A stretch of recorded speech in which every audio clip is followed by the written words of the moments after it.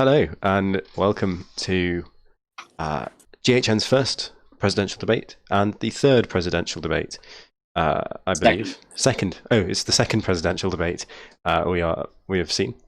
This is the first and only voice debate we are going to be having between the two presidential candidates.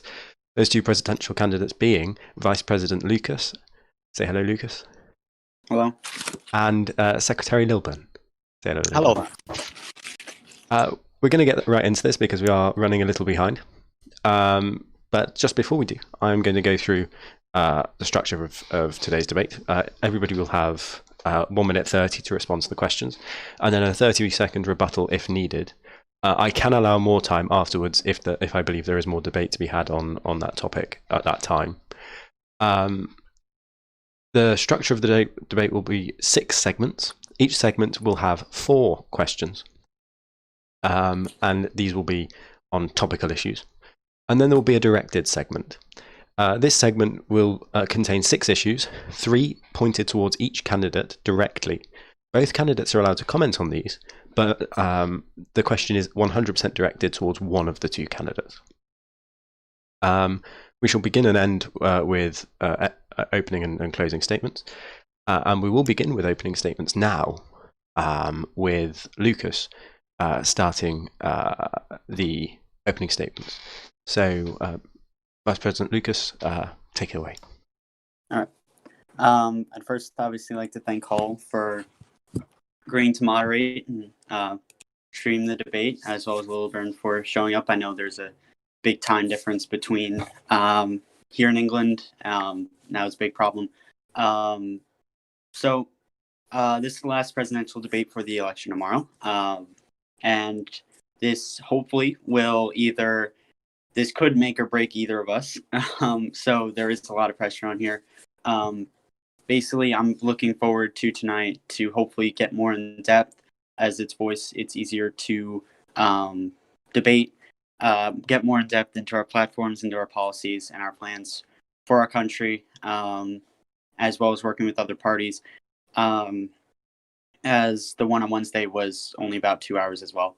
So yeah, I look forward to that. Look forward to reaching, because I know there have been some issues among my base, among my policies.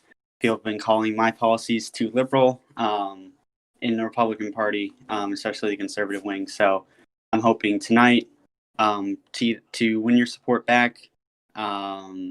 Hopefully, as I was elected as your nominee, I hope that I have full confidence in the party tonight.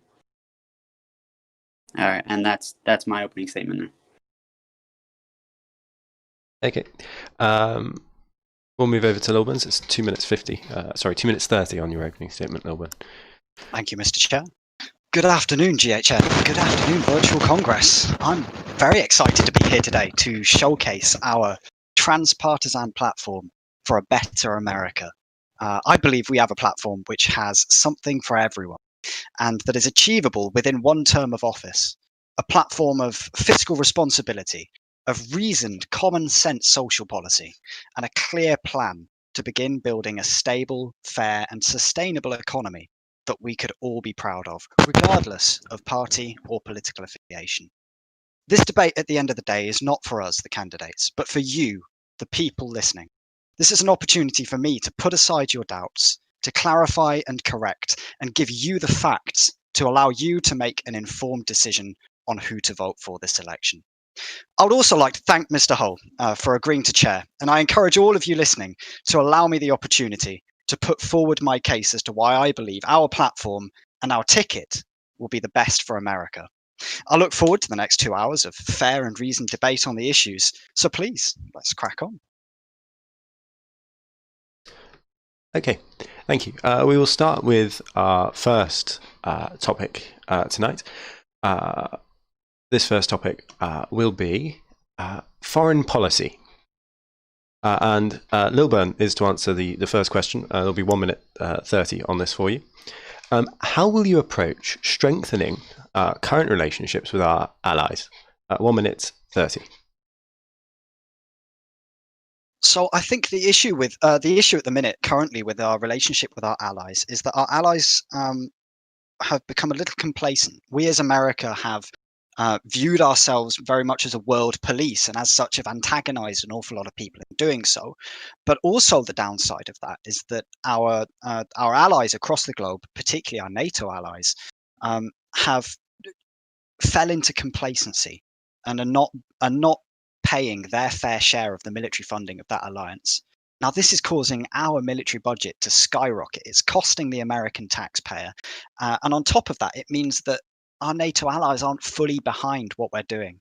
So, one of my key points in my manifesto and in my platform is that I'm looking to increase those NATO contributions. I'm looking to strengthen NATO by making sure that every NATO member is paying their fair share of the funding, and is fully invested in the treaty organization.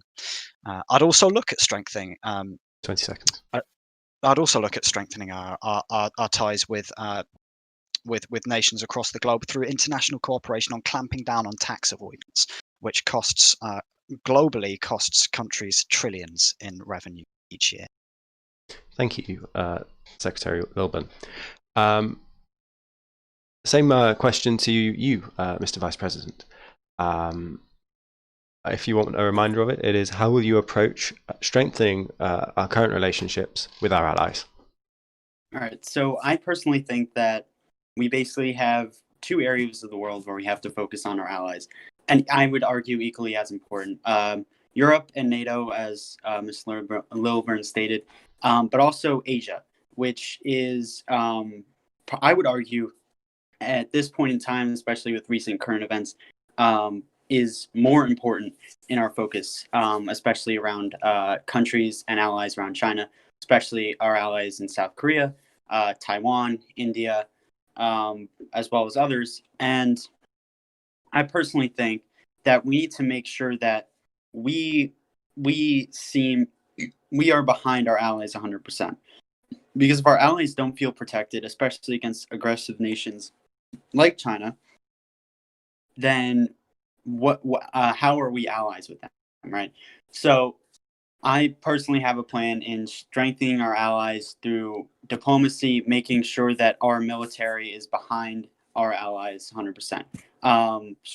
Strengthening our relations in not only the NATO, but in the UN, basically making diplomatic approaches, and basically lowering the amount of intervention that we put forth on a worldwide scale. So strengthening our allies in Asia and Southeast Asia is one of my main priorities, as well as working better with all the countries in NATO, as stated before, and with the EU as well. Thank you, Mr. Vice President. Mr. Lilburn, do you wish to respond? I do, yes. Respectfully, I disagree with Mr. Lucas. I think that I think that a show of strength in Southeast Asia would definitely be an antagonistic towards China. Personally, my own platform aims are to enter into discussions with China and with Russia, indeed, regarding unilateral disarmament, particularly with regards to nuclear arsenals. I think that the best thing for our allies across the globe, including our allies in Southeast Asia, is a further disarmed China. Is a China that is less able to pursue expansionist policies, and I think that the only way that we can do that is to enter into unilateral disarmament discussions, so that we can have a world that is free of war. Because at the end of the day, I don't believe that military posturing has ever managed to prevent a war. Thank you, Mr. Secretary. Do you wish to respond, Mr. Vice President? I do. I believe the Secretary misunderstood what I meant. What I meant by military and our strength, I didn't mean moving troops and moving supplies and moving our military into Southeast Asia. That's not what I meant. What I meant is having the United States government and the United States military behind them, making sure that we have strong relations with them. Because I do agree with the Secretary in saying that we do have to disarm and de-escalate tensions with China.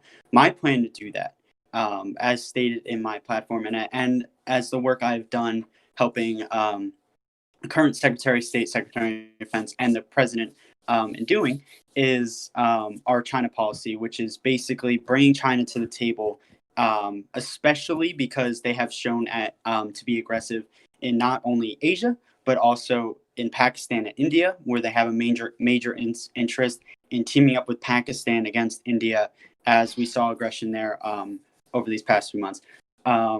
So I am not for a military intervention. I'm not for stocking up our military in Southeast Asia or Eastern Asia. I'm for making sure that our allies feel comfortable and laid back, that we have their backs no matter what, that we will bring a diplomatic solution and a de-escalation of arms and aggression in the region, and making sure that the Chinese economy, especially because as seen recently in a recent poll taken, especially among countries in Southeast Asia, that China already has more influence politically, militarily, and economically than we do in those countries, and this is not good. Thank you, because we have allies down there, and we need to make sure that they feel protected. Thank you, Mr. Vice President. I will now be limiting you to 30 seconds. Do you wish to respond, Mr. Secretary?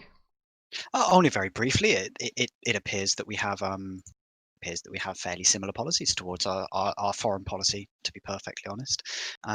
I would, however, note that the Lucas campaign is lacking in international cooperation regarding offshore tax avoidance, and I think that that's certainly a big issue. And I think that that's something that would go a long way towards cooperation. I would also note that although he does state that he has the same NATO aims as we do in the Lilburn Wonder campaign, that this is also lacking from Mr. Lucas's platform. Thank you, Mr. Secretary.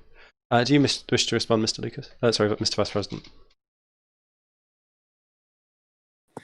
Yeah, I'd just like to say, yeah, I will agree that those are missing. But just because it doesn't on my platform doesn't mean that I'm not for it. Doesn't mean, because again, I ran on a ticket this past month as well, and won. And I have worked with. I've worked with NATO countries, including Greece and Turkey, where I saw relations when they escalated there. I've worked with President Ian on many projects in foreign relations, and unfortunately, due to other IRL things I couldn't attend to, I unfortunately had to couldn't include that before getting my platform. Thank you, Mr. Thank you, Mr. Vice President. We will move on to the next question now. Next question. Both of you mentioned China in your platforms, mainly regarding curtailing their threat, nuclear or otherwise, to global peace. How would you go about doing this? Lucas, to start. All right. So, as I gave a taste before, basically my policy is more of containing Chinese aggression and their economy. Because as their economy goes up and as their military influence goes up, they're going to expand out into our allies in Asia and in the Indian subcontinent. So my plan, as stated in the last debate, is to basically three things: make sure that our allies feel, as I stated before, feel protected, that they have the government, our government, and our military behind them, without moving the full force of our military into that area and provoking China. Next is teaming up with the EU, especially as we both have a lot. Both of our countries have a lot of corporations that offshore into China for labor and jobs because it's cheaper. So basically, my policy there would to be team up with EU countries that have corporations in China, basically try to pull those jobs out of there into our allies in Southeast Asia and the Indian subcontinent. So, and with the eventual goal to bring those jobs back to our homelands, and basically fighting fire with fire in the economy sense, not in the military sense there. Thank you, Mr. Vice President. Right, yeah. Secretary Lilburn, same question to you. Both of you mentioned China in your platforms, mainly regarding curtailing their threat, nuclear or otherwise, to global peace. How would you go about doing this? 1 minute Well, 30. Well, I certainly think that starting negotiations with an act of aggression, economic or otherwise, certainly isn't the best way of entering into a discussion, and which is why I would enter into the discussion after having slashed our defence budget by 1/4 as both a policy of fiscal responsibility and also as a sign of good faith entering into disarmament negotiations. I don't believe that it's conducive to any negotiation to begin by launching an attack, which let's be perfectly honest, Mr. Lucas's economic policy, in terms of his international policy, is very much an economic attack, and he described it as that.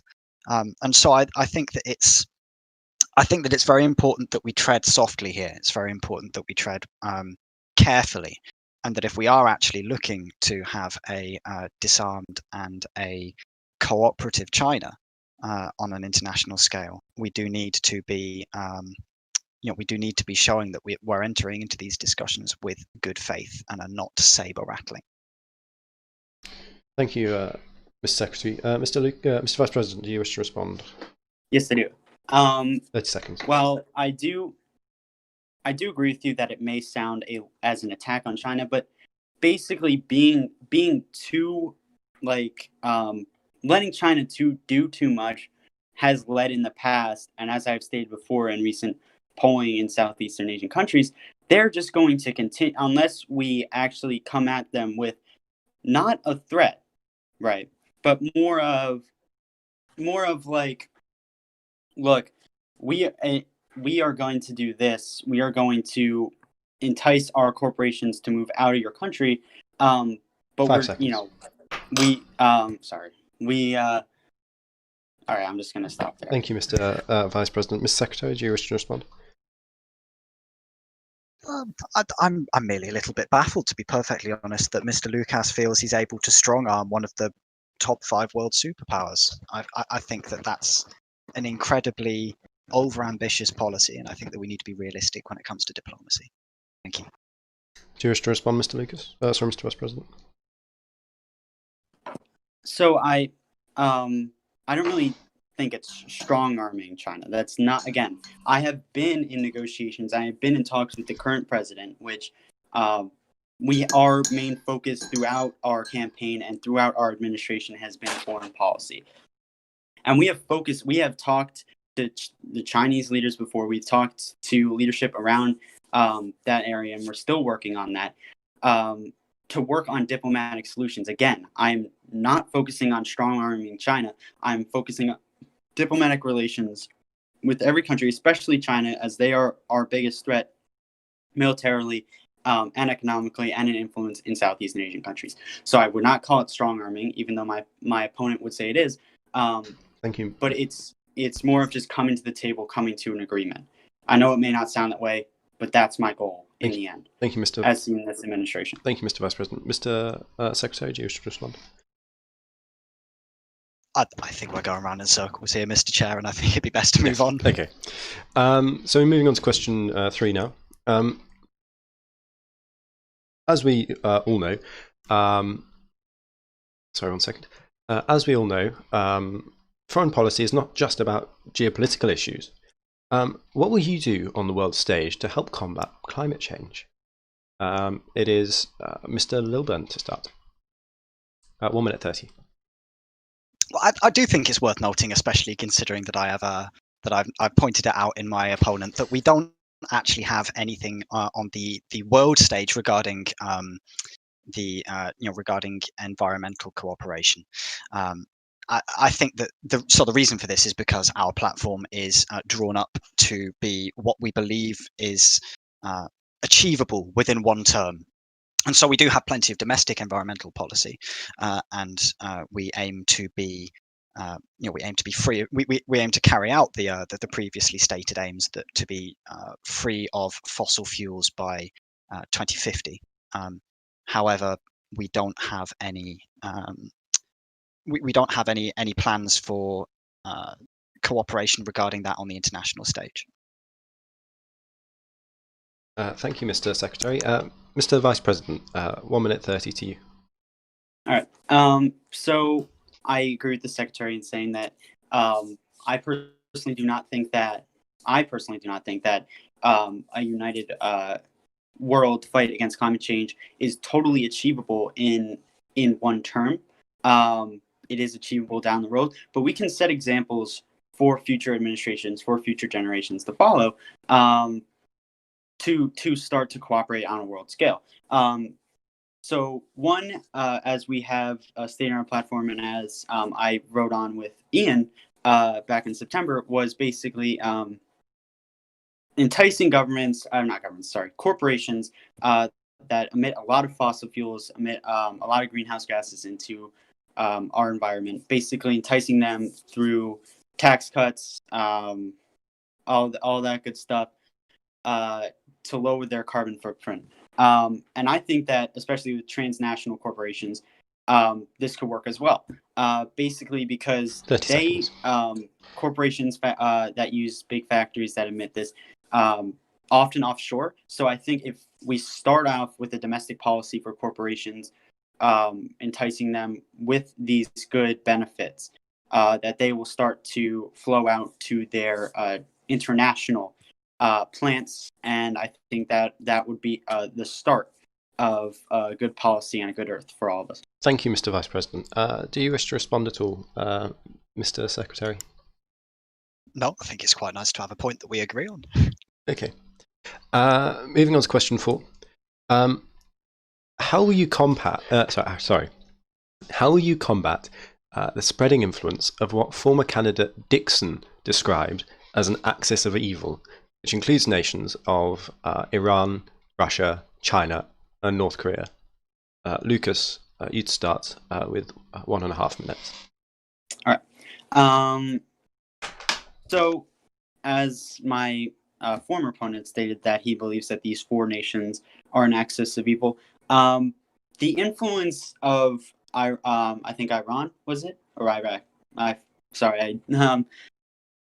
North Korea come from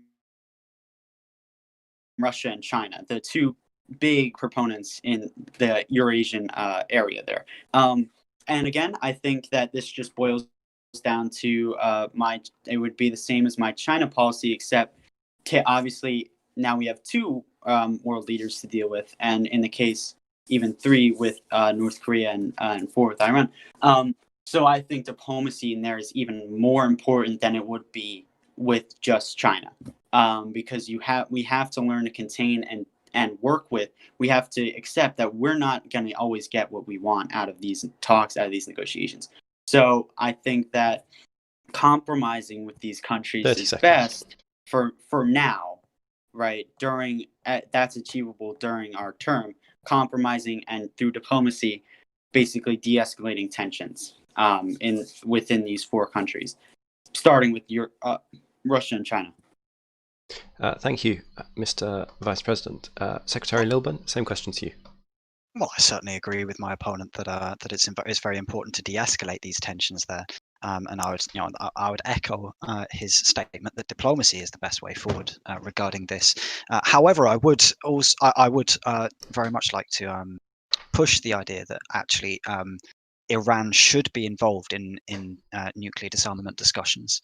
Previously, the nuclear capabilities of these countries that were mentioned by Representative Dixon, particularly North Korea and Iran, have been very much centered around their nuclear armaments and very much centered around the weaponization of nuclear warheads in these particular countries. And I certainly believe that including these countries in these unilateral nuclear disarmament negotiations will be beneficial to the stability of will be beneficial to the stability of the world, and particularly the stability of the particular areas where these countries find themselves.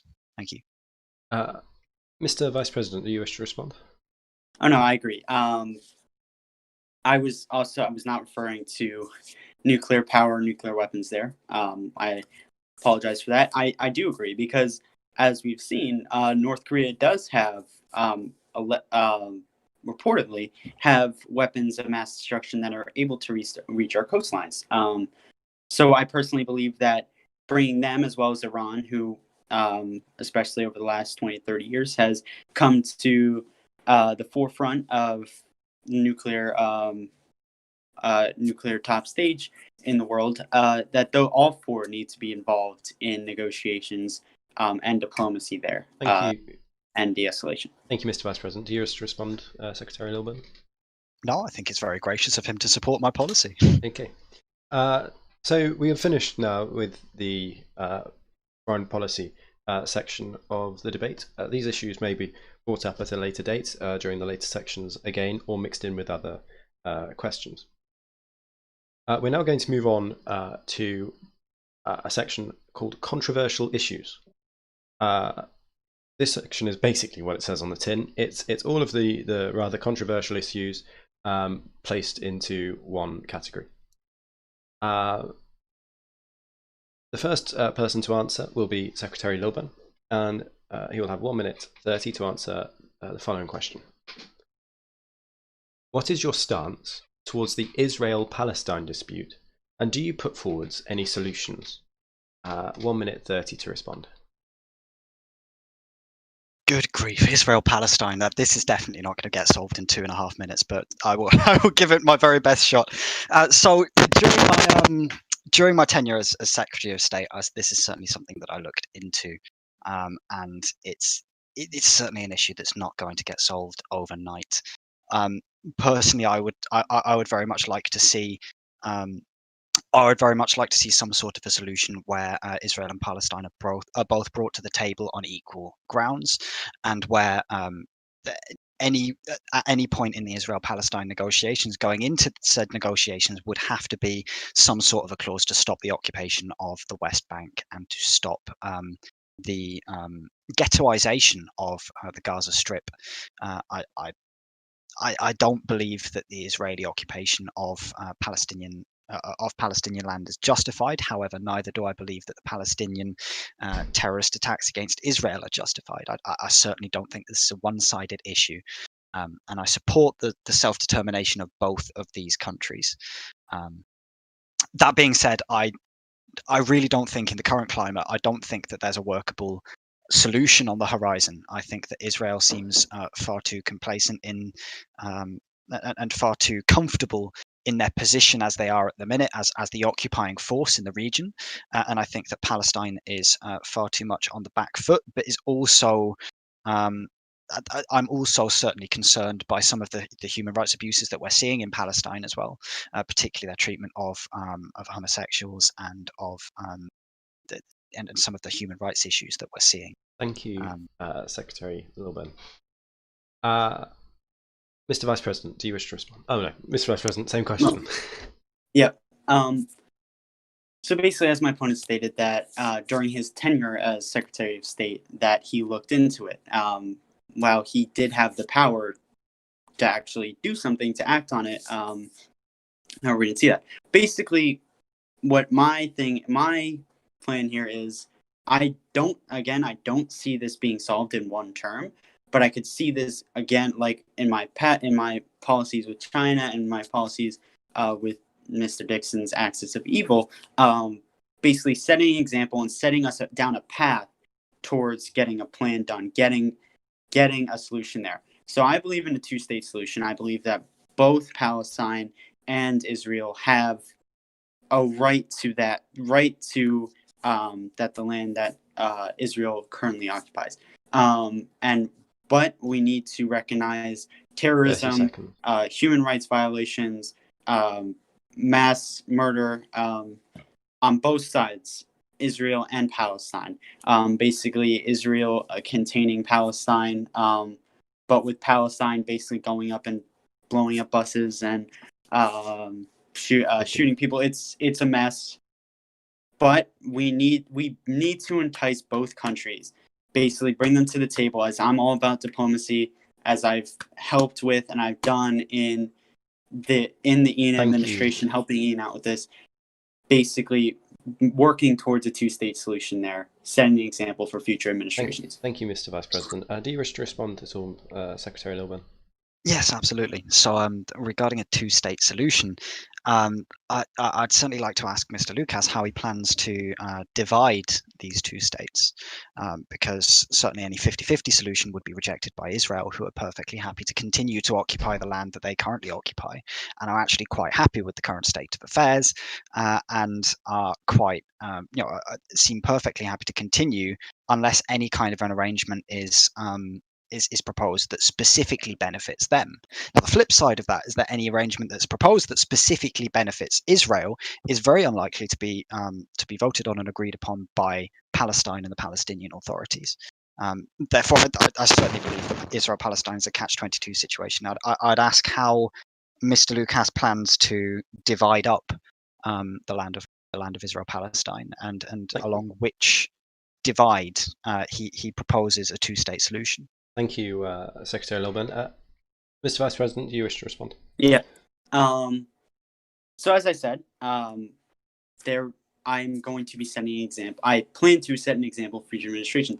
However, I do think by starting with this is basically, we all know the main area of conflict that both sides claim ownership of is Jerusalem, right? And that is a very tricky slope. So I think instead of focusing on Jerusalem first, is focusing on the Gaza Strip, which is obviously divided from the West Bank, and basically starting negotiations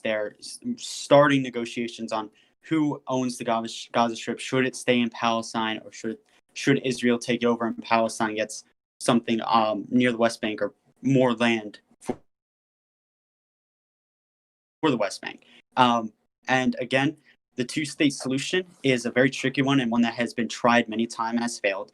But I personally think that through diplomacy, through basically listening to both sides, because listening is the best thing that we have going for us there, and looking, not obviously a 50-50 solution wouldn't be feasible either. It all comes down to Jerusalem. So I would have to listen to both sides first, see what they want, and then start coming to an agreement with the countries. Vice President, Mr. Lilburn, do you wish to respond? So for the record, what you just said there is that the first step that you would take in a negotiation between Israel and Palestine would be to bring into question the only sovereign land that the state of Palestine currently owns. Mr. Lucas, to respond.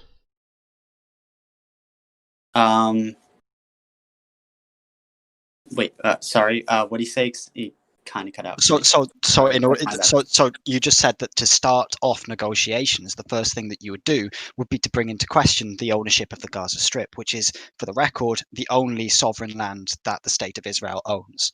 Is that correct? Yep, that's what I said. Okay, so to start off Israel-Palestine negotiations, you would bring into question the very sovereignty of the state of Palestine itself. Mr. Mr. Vice President. Again, that's what I said. I would like to move on. Sorry. Very well. I'm happy to move on. I'm going to be putting some stricter timings in place for the ending of stuff. I'm going to allow for 2 points each, amounting to 30 seconds per one, so 1 minute extra each on the questions, just to keep us going. The next issue on the controversial issues is, are you pro-life or pro-choice on the abortion issue, and what stances do you take regarding abortion law? Mr. Lucas to start, 1 minute 30. Okay.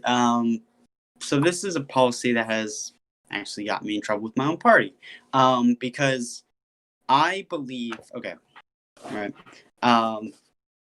I believe that I'm very center when it comes to this. I've been called pro-choice, pro-abortion even by my own party. But I personally believe that here are cases where abortion has to be an option, right? When a woman is raped, when a woman, when incest is committed, or if she's under 18 or under the age of consent in a certain state, I believe that in that case, as well as when she is sick or on her deathbed because of the child, that abortion should be legal there. Because the mental toll that having your rapist child takes on you would drive many people to suicide. So other than that, I'm for no abortions in those other cases. Again, that's where I see myself as very moderate. 15 seconds. And if that doesn't please my party, I don't see how it wouldn't. But that's 5 seconds. That's just my view. Thank you, Mr. Vice President. Mr. Lilburn to respond, 1 minute 30. Thank you, Mr. Chair. So first of all, I would like to state that myself and my campaign do not believe abortion to be a good thing. And I think that our aim should very definitely be to lower the amount of abortions that happen. That being said, I 100% believe that the decision should be left with the mother. I don't believe that it's the place of the state to encroach on the liberty of individuals. And that includes mothers who are considering abortion. That being said, I think to lower the amount of abortions, I think we need an informed decision policy on abortion. So where the ultimate choice to have an abortion is left down to the mother, but we create a program in order to ensure that that mothers who are considering abortions are clearly informed of what abortion entails, their options, possible side effects, including mental side effects, and I believe that this will ensure that mothers make an informed decision on abortion. I would also like to triple funding for access to contraceptives to provide them confidentially, and to provide free access to anybody who requires them in order to lower the amount of abortions. I would like to ask Mr. Lucas actually whether or not he would commit to a cutoff point where beyond which he would force a woman to carry a child to term. 30 seconds, Mr. Vice President, if you wish to respond. I personally believe, as a big constitutional and civil law guy myself, I personally believe that question is up to the courts, as most of abortion law has been left to the courts in cases like Casey v. Planned Parenthood v. Casey, Roe v. Wade, and other questions like that. So I personally believe that question is up to the Supreme Court of the United States. Secretary Lilburn, do you wish to respond? Yeah, I'm still actually quite unclear, Mr. Chair, as to what my opponent's actual abortion policy is. Are you saying that you wouldn't change anything about our current abortion stance and would simply accept the rulings of the Supreme Court? Vice President to respond. I wouldn't say I wouldn't do nothing, right? But I would again saying that major abortion law should be left up to the courts. However, as stated, I agree in mental health programs for post-abortive women, as well as education in our schools, and as well as greater sexual education and greater access to birth control and other birth control methods. Thank you, Mr. Vice President. Mr. Lilburn to respond.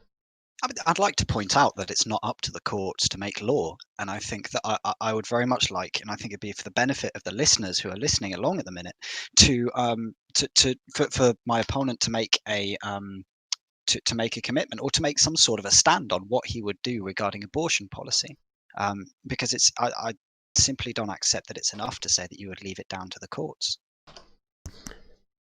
Do you wish to respond, Mr. Vice President? This will be the last chance.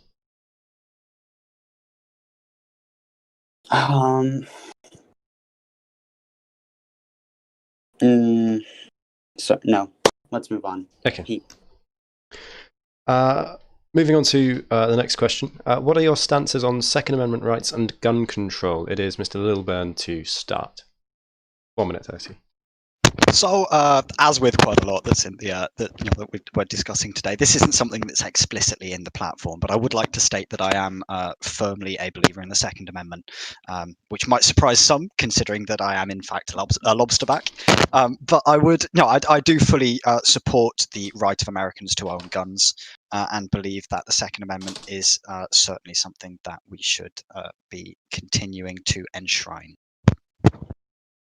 Mr. Vice President, same question to you. What are your Yeah. stances on Second Amendment rights and gun control? I 100% agree. With with the secretary. I have stood throughout my time here. I have stood with the Second Amendment. I believe that that it is of no right, if we are to achieve absolute freedom and liberty for all, is absolutely no right of the government to regulate non-military grade weapons and firearms of that nature, because it is described in the Constitution that we have a right to bear and own arms that shouldn't be infringed upon by any government, by any state. So yeah, that's my view on it. Do you wish to respond, Mr. Secretary? No, excellent. Looks like we're agreed on that. Okay. Next question. This is for Mr. Lucas to start. 1 minute 30. What is your stance on the idea of free market capitalism? Right. Here's my stance on free market capitalism. I do not believe that we should have absolute free markets, because that would entail monopolies, large corporations taking over everything, as that is what a monopoly is. But I personally believe if we are to stand for absolute freedom for all, that we should stand for a relatively free market, because as we've seen, we don't want to increase government spending, we don't want to increase our deficit or our debt by that much. Usually leaving things to the market with light regulation or light regulation and light government intervention into our economy has proven to be relatively successful. And I personally believe that leaving, but our main focus in our platform is promoting small business, as that is the backbone of our economy. Starting up businesses and small businesses that should achieve the American dream, and we should be able to make sure that those are able to succeed against large corporations as well. So I do believe that in a relatively free market and in relatively free business freedom, just supporting our small businesses, thank you, doing Mr. away Vice President. from monopolies should be our main focus. Yeah. Secretary Lilburn, same question. Well, I'm glad you asked. Mr. Chair, because this is our flagship policy, is the Development Bank of the United States, and so I would look to consolidate all of what we. So the U.S. government already engages in plenty of investment in the economy. The U.S. government already has the things like the Small Business Administration. But what I would look to do, although my opponent has stated that they would look to promote small businesses, they haven't really communicated exactly how they would do that, either in their platform or over GHN today. What I would look to do is to consolidate all of our investment organizations into one Development Bank of the United States, with state and regional branches that would direct all the funds that are currently used for development into and all the funds that are currently used for quantitative easing into business loans. So they would convert those directly into the economy, to provide financial stimulus for, among other things, cooperatives, which have been shown by studies that you can find in my platform to be drastically low, to have drastically lower, which have been shown to have much higher survivability rates, that have been shown to last for much, to be much more sustainable than non-corruptive business models, and also, as an added bonus, almost exclusively tend to be small businesses, which are the backbone of our economy. So through all of this, from the Development Bank of the United States, I would look to stimulate a much more sustainable, much more stable economy. Thank you, Secretary. Mr. Vice President, to respond. Right. So as we have seen in the past in the United States, basically my opponent just laid out more of a national bank system, a centralized bank system with state and local branches. I personally think that this is unfeasible for a couple of reasons. Reason one is because, as we've seen in the past, a central bank is not really going to support. One, it's not going to support upper middle class and upper class, which is a large portion of the country. While I'm more focused on the middle class, and I think that having a national bank would affect the middle class more than it would support it. On top of that, it would increase government debt and government spending as we are centralizing a bank. I think it would make trade harder with other countries, considering that we have a centralized bank instead of allowing corporations to trade freely. Thank you, Mr. Vice President. Secretary Lilburn to respond. First of all, I'm a little bit confused as to my opponent saying that this is unfeasible, considering that we've done it before. We did in the wake of the Second World War, and secondly, that most, if not all, European countries already have a development bank that does exactly this. Our infrastructure regarding this, regarding the national development, regarding the availability of government credit, is sorely lagging behind the vast majority of the world. And the results are there. The results are there to see, and the results are there to see that as part of our own Marshall Plan to help rebuild Europe in the wake of the Second World War, we encouraged these countries to create development banks because it is a tried and tested method of building an economy. And so I would say that I would challenge I would challenge my opponent to really clarify exactly what it is that he believes is unfeasible about this plan. Thank you, Mr. Secretary. Mr. Vice President. Right. What I see as unfeasible is basically, you quote Europe here, but Europe is obviously more smaller countries, less populations, and they have had the more regulated economies for a while. So you say creating a developmental break, not slowly, but creating one, right? And then centralizing everything there, especially in a country with 330 million people with hundreds of multi-billion-dollar corporations which employ millions of people per year, basically taking money away from, not only taking money away from them, taking away their freedom to trade, and basically centralizing it in one bank for 330 million people, as well as hundreds of corporations, thousands of small businesses to be under, I would say start, because it would start to not only lose jobs, it would start to lose jobs because these large corporations are going out of business because they don't have the money to support it. Mr. Vice. All right. Thank you, Mr. Vice President. I'm going to offer 30 seconds here for the Secretary, if you've got anything to ask. Yep, just a couple of points very quickly. First of all, the EU has a population of 450 million and has an investment bank of its own.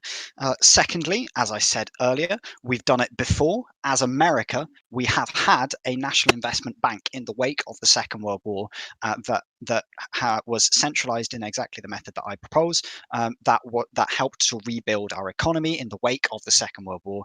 Thirdly, I would argue that Mr. Lucas seems to be confused as to where exactly I'm getting the funding from this. This would use funding that is already used for government investment. So we currently do invest as a US government, but it's fractured. It's through various different organizations like the SBA. I would centralize all of this into one bank. So it would be no added cost to the taxpayer. I want to make that very clear. But it would simply consolidate all of what we currently do into one organization so that we can better direct and stimulate the economy. Thank you, Mr. Secretary. Mr. Vice President, do you wish to respond? 30 seconds. Nope. I was just. Okay. I guess Okay. I was just confused on that. So now we're going to move on to judicial policy. I am again going to change the system that we have at the end. I'm going to institute a kind of chess clock model where you will each have 2 minutes to make your cases over the time. But as soon as you stop talking, the one starts, the clock flips around, and the other person's time goes. So you each have 2 minutes to talk. And if a question is asked, I will extend by 30 seconds. So judicial policy. The first question is to Mr. Lilburn with 1 minute 30. As we have seen with the current court trial system, in the case of Abdullah, for example, juries on virtual Congress can be seen to be biased. How will you resolve the current issues and gaps in our judicial system, Mr. Lilburn? That is a very difficult question, Mr. Hull. Probably much rather I wasn't going first on this one, to be perfectly honest with you. Yeah, I'm not entirely sure that would be a matter for the president, to be perfectly honest with you. I think that I certainly wouldn't want to overreach in terms of executive authority into the courts. I think that would be a mistake. But that being said, this is something, that I don't particularly have a solid answer for this. As I said, it's a very difficult question, but it's certainly something that I would look into, and I would want to ensure that we get the best people in there, that we get a good mix, a good transpartisan mix in there, in those juries. But as I said, I've not committed to anything at this time. 30 seconds. Oh, okay. Mr. Vice President, to respond. Right. So my opponent is actually correct in saying that it is not the president's job to regulate the judicial, especially when it comes to jury, because in the Constitution of the United States, there is a right to a jury by your peers, which, one, if you were going to change the Constitution, it has to go through the Congress. And since the president has no authority in amendments, that's not the job of the president.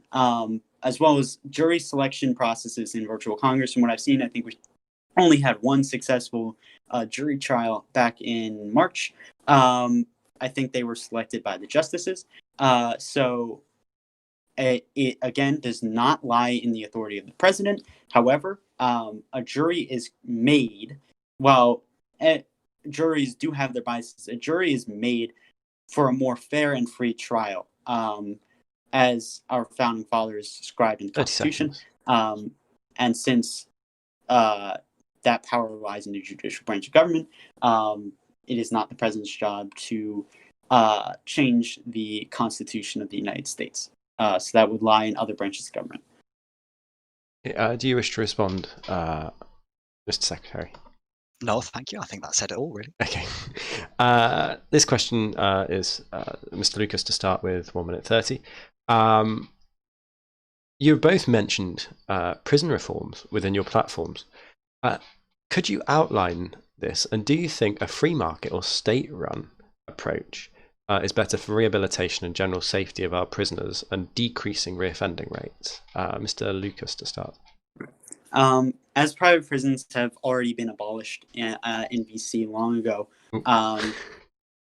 back in March, I believe that is a really good step in the right direction. However, there are things we can still do. One plan is directing the Bureau of Corrections within the Department of Justice to invest more into education programs, and because education and programs and living quality in prisons, because as we see in America, in developed countries across the world, has one of the worst reoffender rates, as well as living qualities in prisons in the developed world. So basically, our plan is to focus on education and rehabilitation, and I believe that rehabilitation programs should be a mix of you should have access to. The state should see you through 30 seconds. your time in prison, should see you through your initial rehabilitation. But if the prisoner chooses for another option once they are out and on 20 parole, seconds. and that should be their choice. So we are mainly focusing on therapy, rehabilitation, and education while in prison.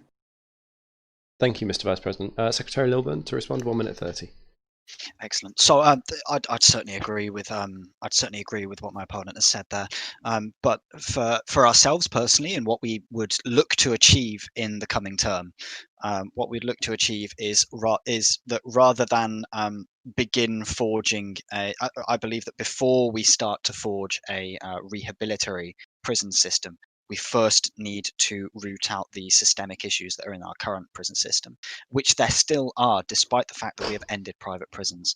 So I would look to end arrest and prison quotas, and I would also look to end the death penalty for juvenile and non-violent offenders to put us on those first steps towards a rehabilitatory prison system. Do you wish to respond at all, Mr. Lucas? I think that the death penalty is illegal for nonviolent.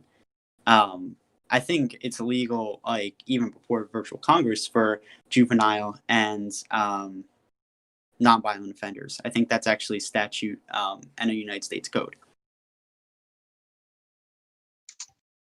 Mr. Lilburn to respond. Excellent. Well, I'll certainly look into that. But as it stands, I think that one of the biggest systemic issues that we face at the moment, particularly in the wake of police brutality and stop and search and the rest of it, is a lot of that is driven and caused by arrest and prison quotas, which still, even with federal prisons, still push policing towards simply arresting people and finding a reason to arrest people, rather than necessarily actually seeking justice and seeking to rehabilitate and make those who are wrongdoers into productive members of society. Do you wish to respond, Mr. Vice President? I agree. I'll also be looking to end no-knock warrants, as well as basically and all of that nature. So that's all my response. Do you wish to respond, Mr. Secretary? No, I think that's pretty much everything. Okay.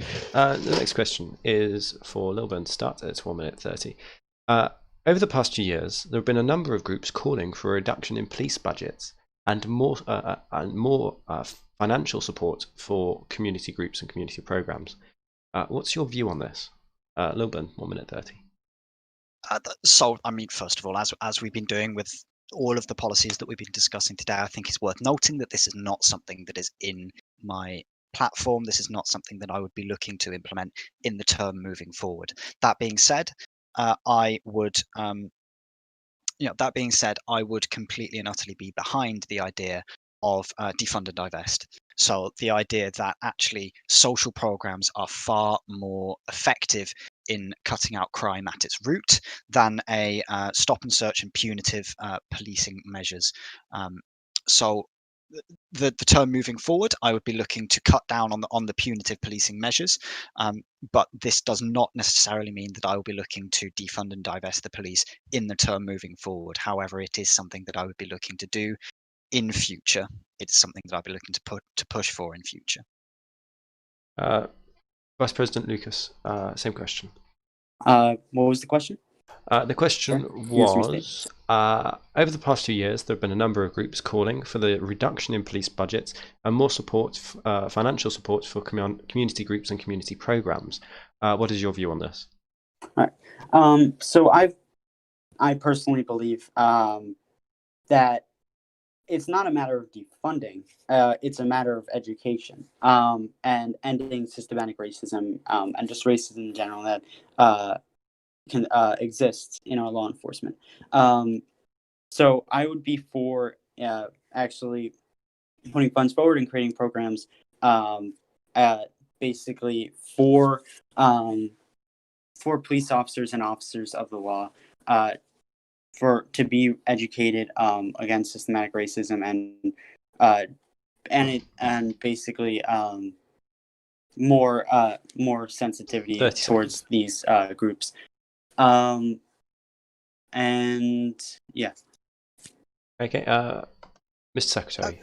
Forgive me, Mr. Lucas, but it seems that in your platform you've mentioned that you'd like to direct the Department of Defense and Justice to jointly make sure that military vehicles such as armored tanks and bazookas aren't allowed to be in the hands of police officers when peaceful protests are occurring.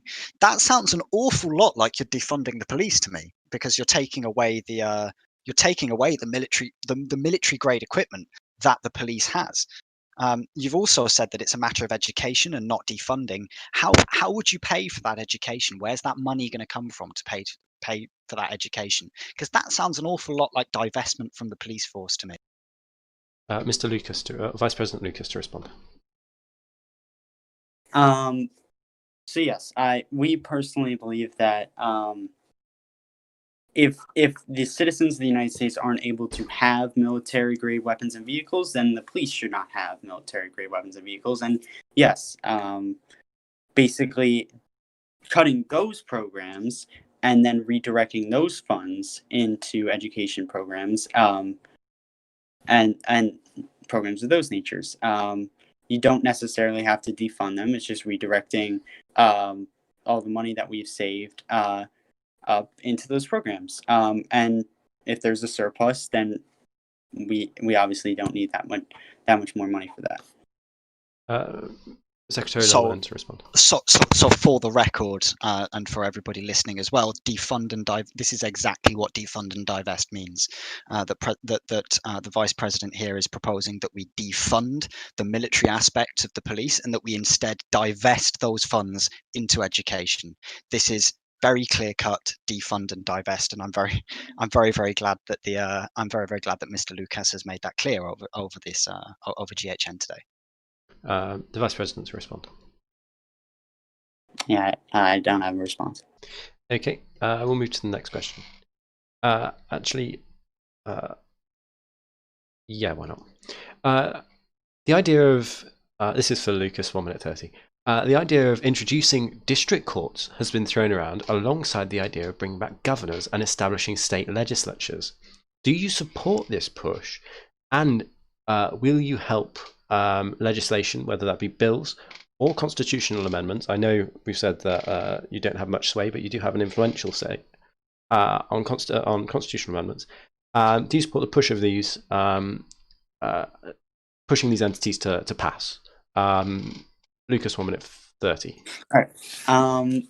So I was a justice on the Supreme Court when we had a district court. And here's the way I'll say it, right? It was very tricky, right? Because there were a lot of cases going into the lower court and not enough going to the Supreme Court, and it really didn't give us that much to do. So looking at it from a justice standpoint, you'd want the district court gone. But I personally think that the district court is actually a good idea because it then models our real life system of courts of we didn't have a court of appeals, but basically having appellate courts and basically having where you can where what one court says is not the final decision. You can have a higher court to decide. And I personally believe that a district court was a good idea. And even though the courts basically died, I do think if we had more cases, that would be a good idea. Constitutional amendments, such as governors, I really don't. Again, I think that if implemented correctly, and I had a big speech on this back in July when we did have these governors. I do think if implemented correctly, giving them something to do would be a good decision, but just having them appoint senators is not. And that's why the district governor's amendment was a bad idea. 3 months ago or whatever it was. So, yeah. Thank you, Mr. Vice President. I'll repeat the question for Secretary Lilburn because it was quite long. The idea of reintroducing district courts has been thrown around alongside the idea of bringing back governors and establishing state legislatures. Do you support this push, and will you help legislation, whether that be constitutional amendments or bills, through influence or signing them, pass, establishing these pass? So regarding district courts, I don't particularly think that's I don't particularly think that's my business as a presidential candidate, and I don't particularly have an opinion on that. I don't believe that introducing governors or state legislatures would be a good thing personally. I have heard that in the past, when they've been introduced before, the governors essentially found that they had nothing to do, and that it was very, very unclear as to actually in the simulation as to where their sorry to break the fourth wall a bit there, but in their simulation as to where their as to where their purview actually lies, and to what it is that they actually do. And so I don't necessarily think that it would be a good idea to have state legislatures and governors, but I'd be open to the idea, depending on how well it would be carried out. But I mean, other than that, I don't particularly have an opinion either way on those. Do you wish to respond, Mr. Vice President? No. Okay. Now we're going to move on to economic policy. So the first question here will be for Secretary Lilburn. You both seem to agree that large corporations have too much political power. What will you do to limit their power? And do you plan on bringing forward any antitrust measures or antitrust cases? Secretary Lilburn, 1 minute 30. Well, first of all, I think that one of the biggest advantages that large businesses and large corporations have over small businesses is the ability to hire legal departments, which can then find loopholes in our tax law to engage in offshore tax avoidance.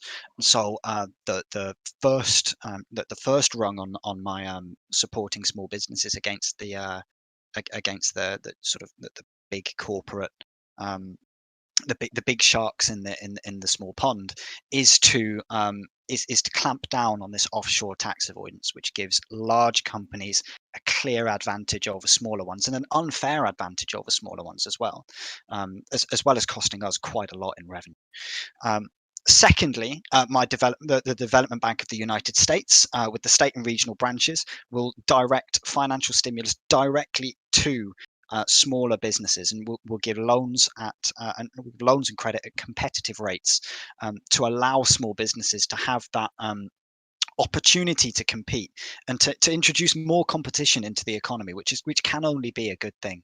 And so hopefully, the idea behind that is that we'll start to build an economy that is far less dominated by the monopolies of large corporations and large holding companies, and which is more and more based on small, fair companies. Thank you. Thank you.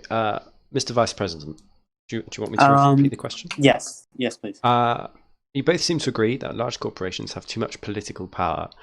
What will you do to limit their power? And do you plan on bringing forward any antitrust measures or antitrust cases? 1 minute 30.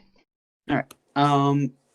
So basically, I believe that large corporations do have too much power over small businesses because, as I said in the primary debates, looking at small business and large corporations the same does not work and will not work. So basically, lowering the influence of large corporations means supporting small business, as we stated before. And I personally believe that our future is through the average worker and through small business. So I believe that supporting small business is our future for combating large monopolies and large corporations from having too much power. Do you wish to respond, Mr. Secretary? Yes. So Mr. Lucas has said in his manifesto that he intends to promote an increase in small businesses by providing small businesses with easier access to loans, licensings, and patents. But I would ask where these loans are coming from. Where is this funding going to come from? And would the Vice President commit to increasing funding in this area, whereas in our policy it's simply a centralization of all of the current investment that happens in America? Do you wish to respond, Mr. Vice President? Yeah. So basically, these loans are obviously going to come from the Small Business Administration and from the government, but lowering interest rates on these loans to basically not bury our small business in debt, and include easier access to patents and things of that nature, basically to promote these small businesses. And the spending will come from the Small Business Administration as well as the Department of Commerce. And yeah, that's how we're going to fund that. Mr. Secretary, to respond. Yeah, so for contrast, currently the small business, currently the SBA operates on a budget of, I believe it's a few hundred million per annum. We would, what we would do is we would consolidate what is used, not only what's used for investment, but also what's used for quantitative easing, which amounts to, I believe it's something close to 200 billion figure. And we would use that, so rather than the current system of quantitative easing, which essentially does not pump the money directly into the economy, but usually gives it to shareholders who essentially do nothing with it. What we would do is we would aim to pump that money directly into stimulating the economy so that we can actually make use of that money, which at the end of the day, we only do in order to control inflation rates to start with. So that is money that is going spare that we can use for investment, that we can direct and that we can direct exactly to areas of the economy in order to stimulate it. 30 seconds. Do you wish to respond, Mr. Vice President? No. No? Okay. Next question. Due to the economy being a rather large portion of both of your platforms, I'm going to ask a rather broad question because it's impossible to fit everything into 4 questions. What would you say are your key economic policies, the ones that you want to get passed? If nothing else, these are the ones you want to get passed in this term. Lucas, 1 minute 30 to start. Right. So basically, our economic policies that we're trying to get through are include our small business reform, as previously stated, as well as more economic freedom. I believe that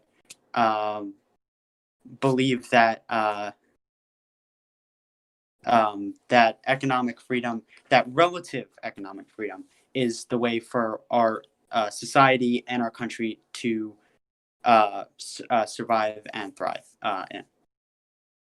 So that I believe we've gone through most of it already. Okay, Secretary Lilburn, your same question. Yeah, well, for those of you who've been listening all along, it will come as no surprise that the first thing that I'm going to say here is my development bank of the United States, which I cannot stop talking about because I am so excited at the prospect of creating a real development and investment bank that will really direct funds to stimulate the economy, to build cooperatives, to make a much more fair and sustainable and stable economy for the future. Beyond that, though, there are plenty of other economic policies that we have, and I feel like that they haven't had a fair look in. So I believe that the best people to lift the work, the best people to lift the workers and to lift employees out of poverty are themselves through hard work.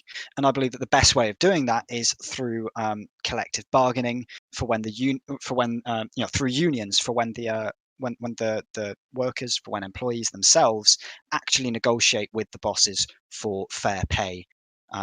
So I think ideally I would like to see more cooperatives, which is where the workers actually own the company themselves and therefore reap the profits of their hard work and can actually achieve that American dream of working hard and making something of themselves. But regarding companies that are not cooperatives, in order to strengthen Americans in those companies, I would like to end states' prohibition of union security agreements through their so-called right to work laws, and I'd like to ban those. I'd like to ban anti-union propaganda and union busting tactics, which discourage the free organization of employees. Thank you, Mr. Secretary. Do you wish to respond, Mr. Vice President? No, we can move on. Okay. Okay. This is from Mr. Lilburn to start. 1 minute 30. Some of your economic policies require the compliance of state and local governments. seeing as we may be seeing state governments appear in this term, how will you persuade the state governments to do what you ask? Lilburn, start with 1 minute 30.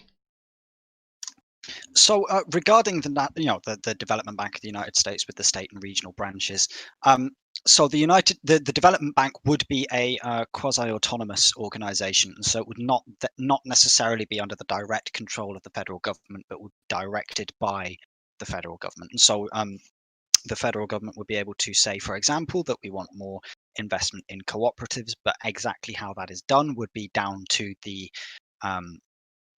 executive of the organization itself, would be down to the development bank, would be down to that. By state and regional branches, what I mean by that is that this needs to be a localized organization. This needs to be an organization with roots on the ground, so that we know exactly what's going on, so that we know exactly where this money is going, so that we can connect with these small businesses that we are looking to be funding. Now, regarding regarding negotiating with the states, I'm not entirely sure that this is going to be a particularly hard sell. After all, we are going to be injecting credit and injecting investment directly into the grassroots companies of these particular states. So I'd have every confidence in 10 seconds. the ability of myself and my campaign, and hopefully my administration, to persuade the state governments that this is going to be a good thing, because who doesn't like investment? Thank you, Mr. Secretary. Mr. Vice President, same question.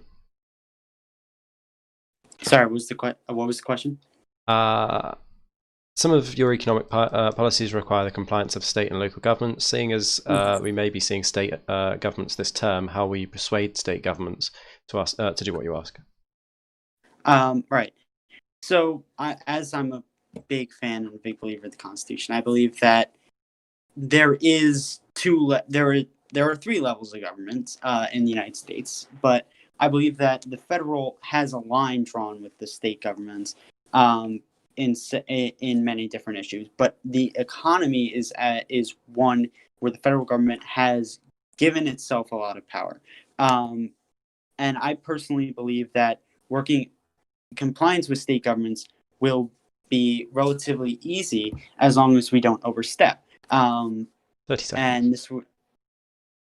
And this would include more interstate trade, as it would include more interstate trade and more money going to local governments and state governments. I believe that they would be more enticed to follow our policies. Thank you. Do you wish to respond, Mr. Vice President? Oh, sorry, Mr. Secretary. Bit of a Freudian slip there. No, that's fine. I think that everything's been said that needs to be said. Okay, just as an announcement for everybody, we are going to have to close up a little early here. So I'll ask one more question, then we'll go to closing statements, if that's okay with you two. Absolutely fine. Mr. Vice President, is that okay with you? Yeah, sorry. Okay. Okie dokie. I'm going to ask a question here regarding your immigration policy.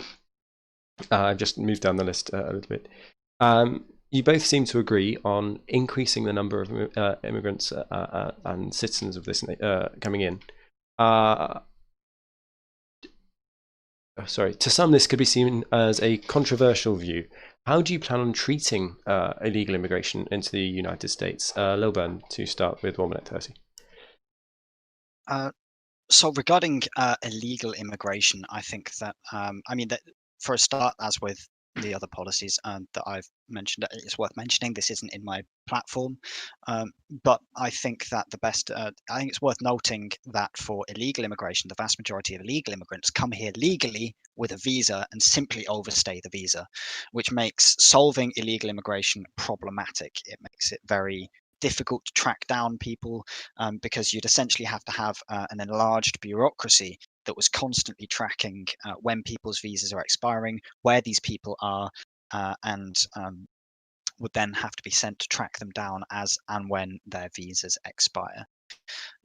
Personally, I would like to see a more a more open approach, although not fully open, approach to immigration. I believe that the issue with immigration is not necessarily the immigrants themselves, but is the Yes. capacity of the economy to which those immigrants are moving to cope with immigration. And so I think that by building a stable economy, I think that building a stable economy is the best thing that we can do to cope with illegal immigration, rather than necessarily trying to enact punitive measures on immigrants themselves. Mr. Vice President, same question. So on immigration, especially illegal immigration, so I believe that other cultures and other peoples do enrich our culture as well as our economy. So basically, with the focus on that, as seen in past administrations, especially the Carter administration, in which James put out, I would say, one of my favorite EOs, which gave immunity to deportation to dreamers, those under 18 that came here illegally. And I believe that those are good steps in the right direction. We need to basically be focusing on giving illegal immigrants that have spouses, immediate family members in the United States, giving them temporary visas, working visas as well, basically to focus on that, as well as focusing on making sure that tax-paying immigrants and tax-paying illegal immigrants have greater access to not only a visa or a citizenship, but also education, access to hospitals and Medicare and all that good stuff. Thank you, Mr. Vice President. Do you wish to respond, Mr. Secretary? No, I agree with what's been said. Okay, we'll move to closing statements. I will be issuing the remaining questions that I had in text form to both of the candidates. I do request, or you don't have to, but it would be nice for the electorate to know your answers on the issues that are brought out there. So if you do have the time between now and the election, it would be very nice if you could both fill those out and submit them. And I'll bring them up on the podcast tomorrow. Or the next day. No, tomorrow.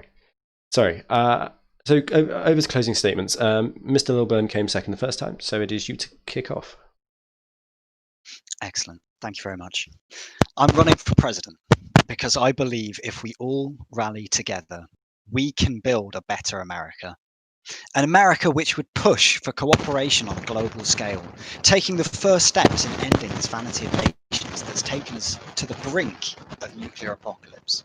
An America that would cut the fat cats down to size by clamping down hard on tax avoidance, and would uplift and empower the workers through enshrining stronger union laws and building workers' cooperatives. An America in which the people would be truly free. Free from corporate oppression, free from exploitation, free to live their lives in the liberty that has so long been vacuously promised to them. I believe that, given mine and my running mates' extensive experience, that we're the best candidates to lead the way in building this America. I have the utmost respect for my opponent, and we all know that this is an achievement in itself to have made it thus far, and I'd like to congratulate Mr. Lucas for making it. But respectfully, I feel Mr. Lucas is now out of his depth. With a healthcare policy that claims to be a free market solution, but which entails astronomical costs for the American taxpayer, with an abortion policy that claims to be centrist, but is one of the most restrictive options to women's liberty we've seen on a presidential platform in virtual Congress, and with an incredibly expensive energy policy of which he has no idea of the cost. All of this while claiming to be on the side of low taxes, fiscal responsibility, and individual liberty. For a steady hand on the tiller, reasoned diplomacy, lower taxes, fiscal responsibility, rewarding hard work, and for a greener, brighter future, vote Lilburn Wonder at the polls tomorrow. Together, we can build a better America because we are stronger together. Thank you, Mr. Secretary. Mr. Vice President, your closing statement. So I'd first like to thank Secretary Lilburn and Mr. Hull for moderating, and for everyone that watched, and for the American people. And I hope they have made their informed decisions when going to the polls tomorrow. I'd like to apologize for cutting this short. I have to be somewhere at 6 o'clock. But now focusing on the closing statements. I hope that the American people have seen what I stand for tonight, and for what our policies and our administration may be able to achieve if elected tomorrow. And yeah, I'd like to thank Mr. Lilburn and Mr. Hull, and that's it. Thank you, Mr. Vice President, and thank you to both of our candidates tonight for coming out and debating in front of you, the American people. Thanks very much. I hope that this was informative to you all, and that it has aided you in casting your vote tomorrow.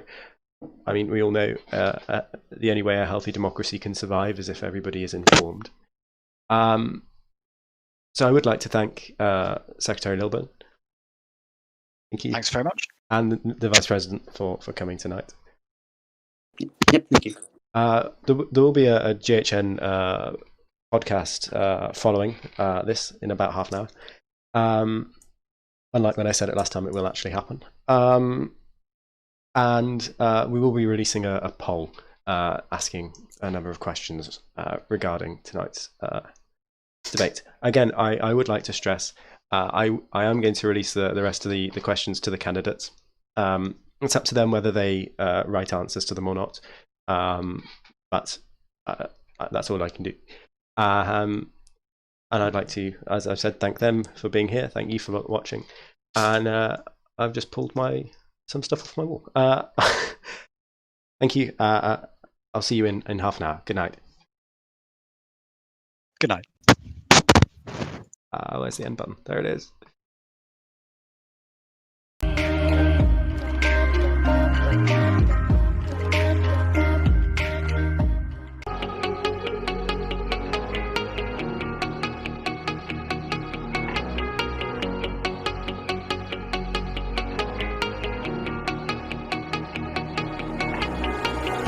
When I'm lonely in the dark, I know you are with me, yeah.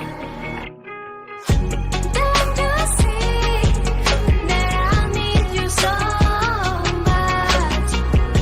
Don't you see that I love you so much?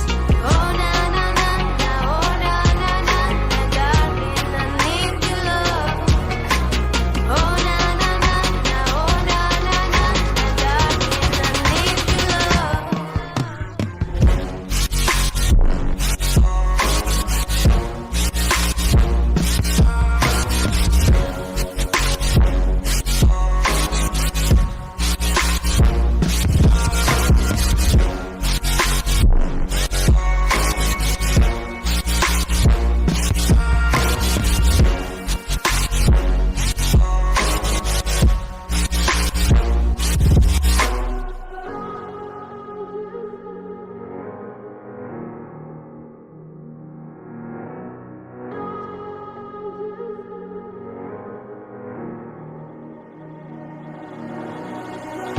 When I'm lonely in the dark, I know you are with me, yeah.